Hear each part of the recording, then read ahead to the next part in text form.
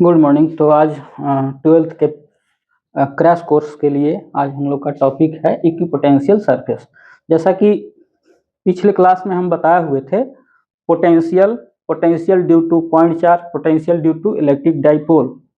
उसके बाद भी कई टॉपिक है, जैसे potential energy due to system of charge, ठीक है, ग्रुप चार्ज के कारण पोटेंशियल।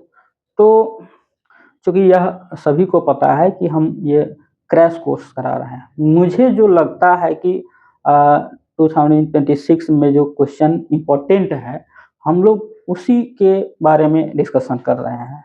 पढ़ना तो थोरोली यदि पढ़ाया जाए तो इतना जल्दी यहाँ तक हम पहुँचेंगे भी नहीं। दो टॉपिक में मतलब कि 30 मिनट का टाइम क्रॉस कर जाएगा।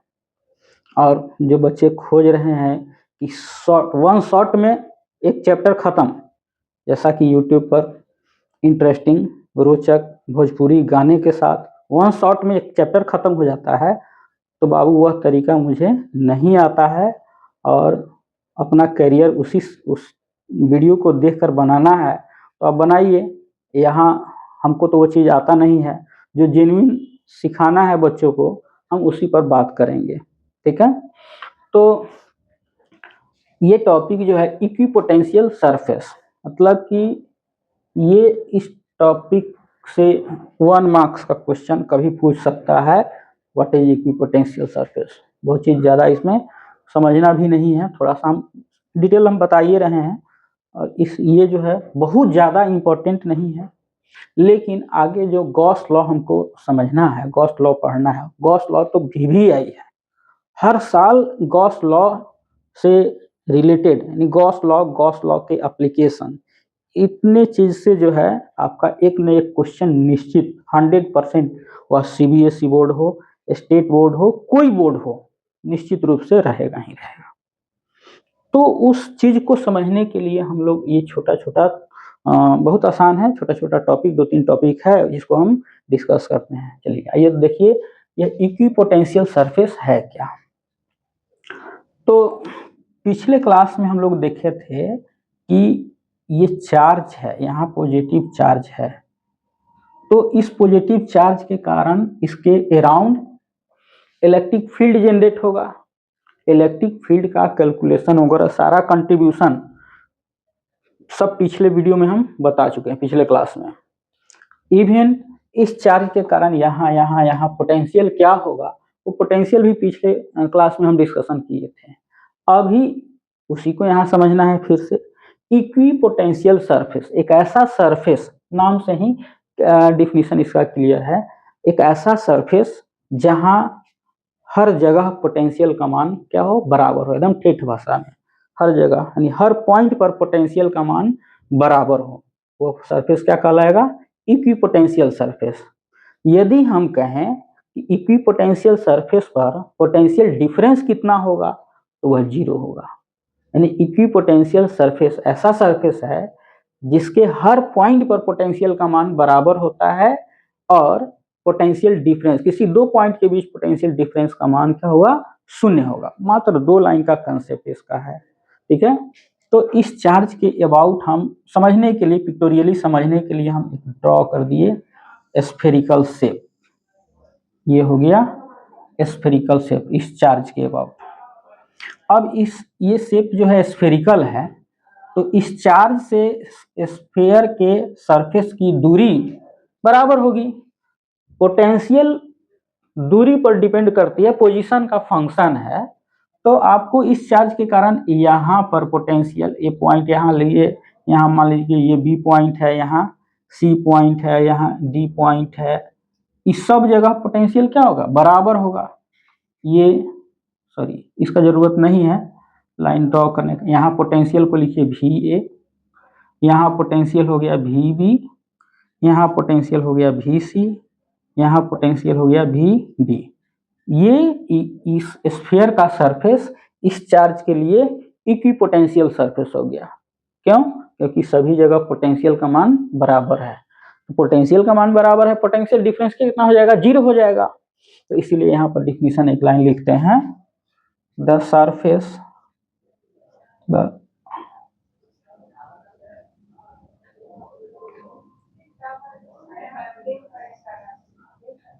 surface around a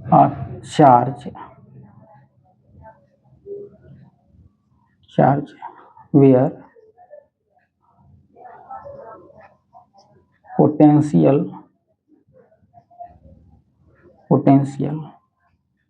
at each point be same, or potential difference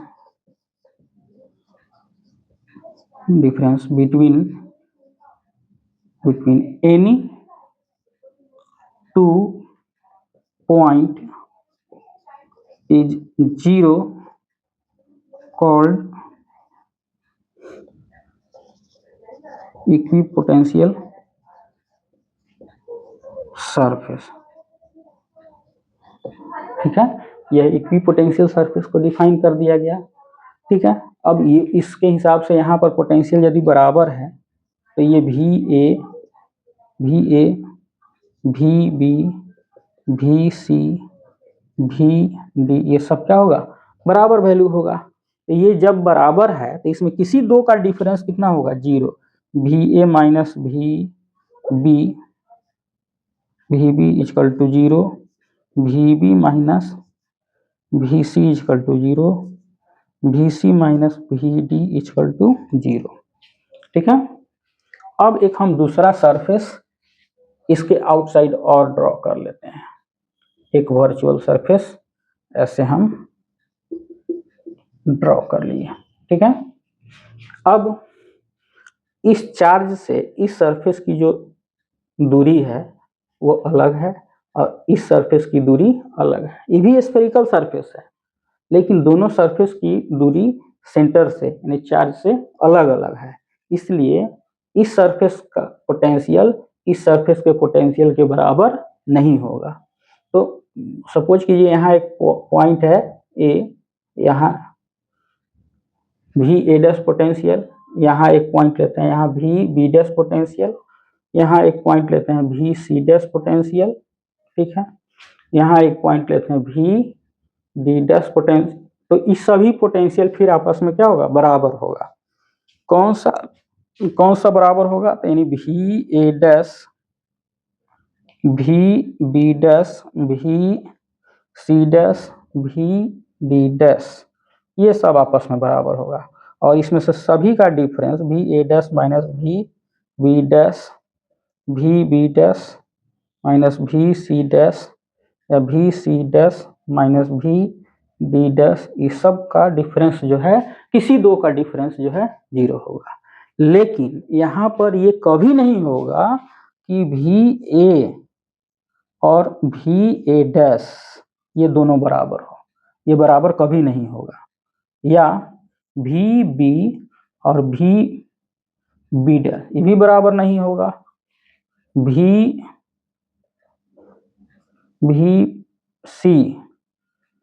बराबर VC' ये भी नहीं होगा, ये कोई बराबर इसमें नहीं होगा, सब अनइक्वल होगा। क्यों?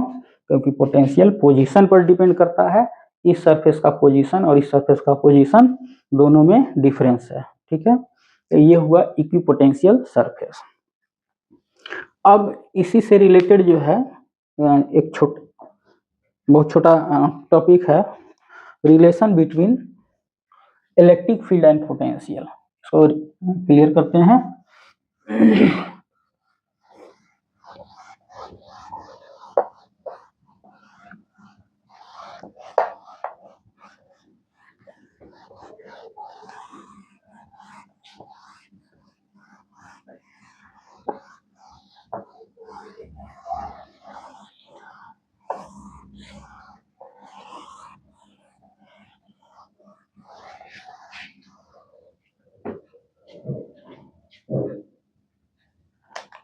ये है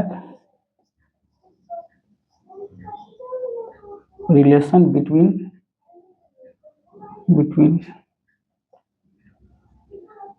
इलेक्ट्रिक फील्ड एंड पोटेंशियल, ये टॉपिक है। जनरली हम देखते हैं ये इसको पोटेंशियल ग्रेडियंट भी कहा जाता है, और ये जो है कभी ऐसा शॉर्ट क्वेश्चन के लिए बनता है ये टॉपिक, लेकिन हम कभी पूछते हुए नहीं देखे हैं। हाँ, इसके थ्रू जो है हम न्यूमेरिकल में जो है काफ़ी मदद ले सकते हैं। जहाँ पोटेंशियल मालूम हो तुरंत वहाँ इलेक्ट्रिक फील्ड निकल जाएगा, जहाँ इलेक्ट्रिक फील्ड मालूम हो तुरंत वहाँ हम पोटेंशियल निकाल सकते हैं। इस पर्पस के लिए यह टॉपिक इम्पोर्टेंट है न्यूमेरिकल सॉल्व करने के लिए। तो चलिए एक इक्विपोटेंशियल सरफेस हम ये ले लिए, इसके ऊपर एक और इक्विपोटेंशियल सरफेस हम लिए ये, ठीक है। और ये सपोज कीजिए कि ये इक्विपोटेंशियल सरफेस है, यहाँ पोटेंशियल V और यहाँ पोटेंशियल V माइनस डी भी, डेल भी करते हैं यहाँ, डेल भी, ठीक है, या डी भी लिख सकते हैं। क्लियर? यहाँ हम डी भी ही लिखे तो कोई दिक्कत नहीं है, डी डेरिवेटिव के फॉर्मेट में।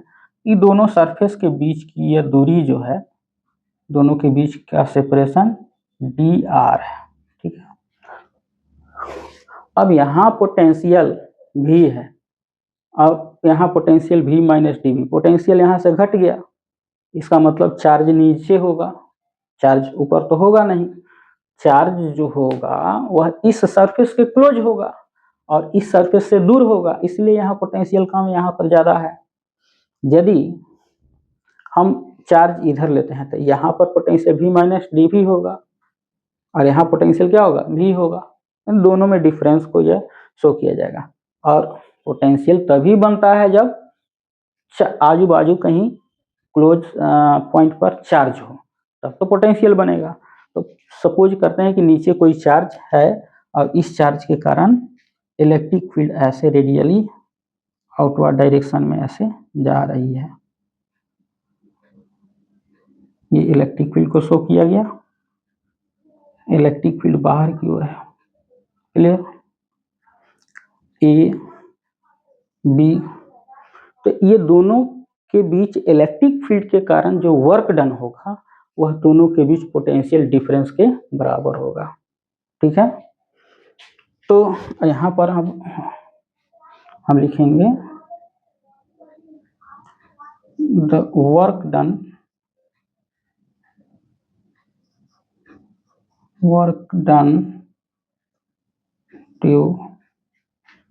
To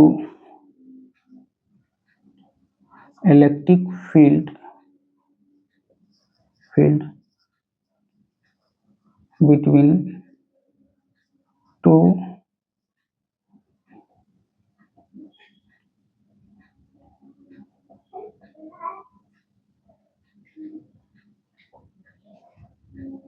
equipotential surface is equal to potential difference यानी इलेक्ट्रिक फील्ड के कारण work done E dot D R जो है, इलेक्ट्रिक फील्ड के कारण वर्क डन निगेटिव होता है, ये पोटेंशियल डिफरेंस के बराबर होगा, V minus D V into minus V. तो यहाँ E D R equal to V minus D V minus V cancel, और फाइनली E इजकल टू हो गया minus D V by D R. यानी position के रिस्पेक्ट में ये R क्या है, पोजीशन है, यानी डिस्प्लेसमेंट, डी आर डिस्प्लेसमेंट है। तो पोटेंशियल का डिफरेंशिएशन पोजीशन के रिस्पेक्ट में जब होगा तो वह क्या बन जाएगा, इलेक्ट्रिक फील्ड बन जाएगा। इसी को हम लोग पोटेंशियल ग्रेडियंट भी कहते हैं। इसको क्या बोलेंगे, पोटेंशियल